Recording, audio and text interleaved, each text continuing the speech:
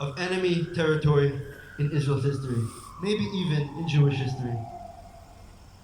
2.5 weeks in the Shitrei Kinus, the pre-invasion fields. Mortars, rockets are being fired at you. Sleepless nights not knowing what's going to be. And the worst of it all, was the smell of the decaying bodies in the kibbutzim. A smell that pierces the soul. Before the invasion, each team of D9s was debriefed on what their mission was going to be. My D9 team was the best team in the entire division, which meant we were getting the most important mission.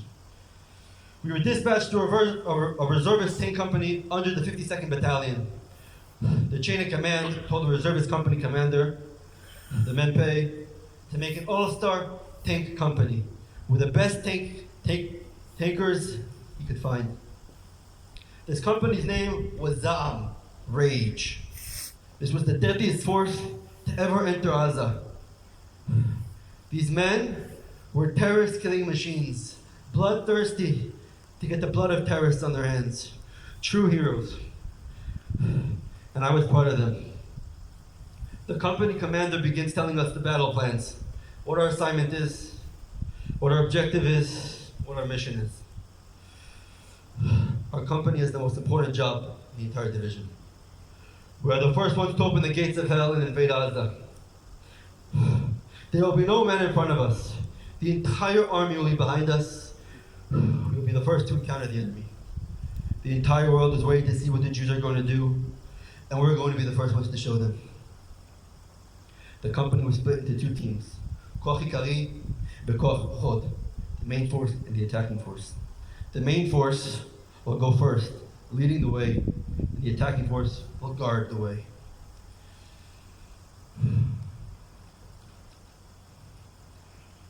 Combat engineering is always first. We were 4 D9 spread through the company, 2 for each force. My D9 and my partner D9, we were the main force. We were the first division to enter Gaza. We were the first brigade in the division to enter Gaza. We were the first company in the brigade to enter Gaza. We were the first force in the company to enter Gaza. And of course, in every mission, the D9s are first. And just like that, I found myself, along with my D9 partner, the first ones to invade Gaza. October 27th, the 12th of Mar Cheshvan, Erev Shabbat. The day has come, Yom Hadin. We make our final calls to our parents, to our loved ones. I'll never forget getting off the phone with my mother, my father blessing me before I go in, thinking this might be the last time I ever speak to them again.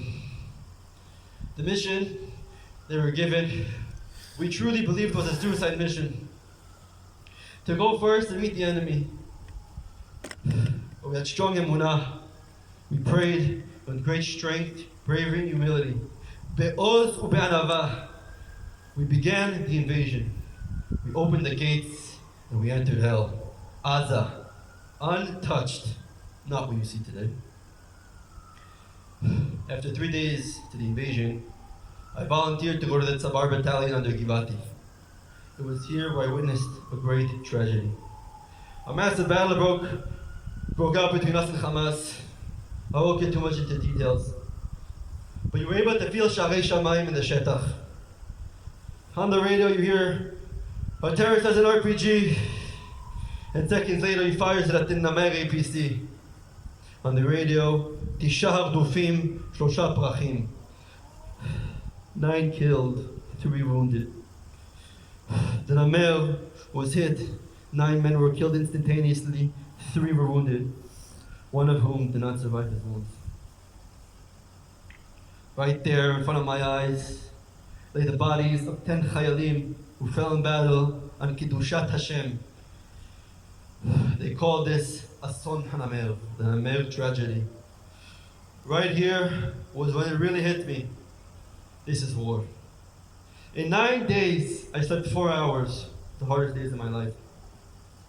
As the second turns to minutes, and the minutes turn to hours, the hours turn to days, the days turn to weeks, and the weeks turn to months. Battle after battle, mission after mission, fighting with all might. I found myself in the darkest of places, Dar Shtufach.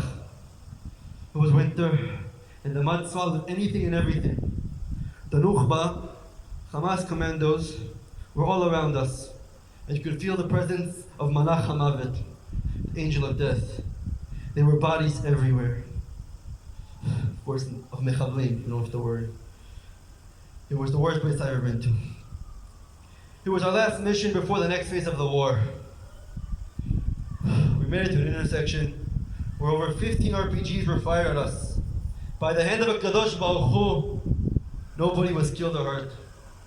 3 blocks from Sajaiya, it was just hell. The following morning, we wake up in our campsite in Dal Shtufach. There was a massive rainstorm throughout the night. In the morning, we woke up. My partner's D9 and I, and my D9, were eaten by the ground, stuck in the mud. It took hours to extract us.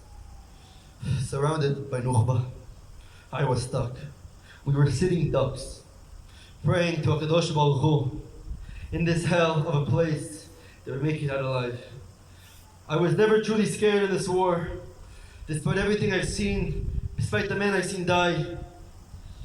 Dal Shtufach was the exception. My partner D9 was freed from the mud, but I was still stuck. All of a sudden, we heard an explosion, and AK-47s firing. My partner D9, he was hit by an RPG. He was shot at. Many men were wounded. I'm still stuck in the ground. My soldier and we start praying. We're begging to Hashem, spare us. Please, just let us live.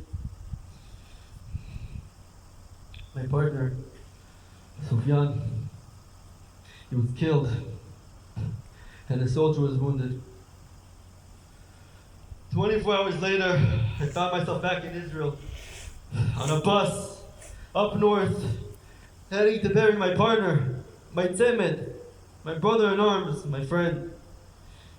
January 2nd, 2024, Chaf Aleph B'Tevet, Tafshin Pei Daled, Sufyan was killed. See, Sufyan, he was a Druzi soldier. He wasn't Jewish. I wasn't even sure if halachically I could go to his funeral. I called my Rav from Keshet, Rav Erez, and I asked him if I could even go. He tells me, not only can you go, you must go. Your partner Sufyan is a tzaddik, and he is now buried amongst tzaddikim, who died on Kedushat Hashem from Israel. 6 months into the war, and I lost 36 friends. 36 friends I had to bury. 36 friends who will never see their families again. Fathers, husbands, sons, brothers. I watched men die. My friends, whose funerals I couldn't even attend because I was so deep in battle. 36 tzaddikim. The Talmud tells us that there are 36 hidden tzaddikim. 36 tzaddikim in this world who have tremendous humility. They call them the Lamed Vavnikim. 36 men who are purely righteous. Could it be that these were the 36 tzaddikim? I guess we'll never truly know. There's definitely all tzaddikim amongst tzaddikim. With his pain, with his deep, deep pain, I know there's hope for a greater future from Israel. With pain comes greatness. David HaMelech, he wrote in Tehillim, in Psalms 126, Hazorim bedim'ah, berinai k'toru. They who sow in tears shall reap with songs of joy. He said this in regards to the great dream of returning to Zion. And here we are in Givat Tachmoshet, the major battle that freed Jerusalem. Many men died in this place that were standing. And today, we're all here, Yischutam, because of them. One day we shall fully return to Jerusalem and truly live in peace here. Shiloh, my brother, it's been a year since we last saw each other. You were the first tzaddik And then 35 tzaddikim followed after you. To my 36 tzaddikim who were buried amongst tzaddikim, who because of you were here, Hashem yimkom damchem, תן נשמתכם צורה בצור החיים. עם ישראל חי.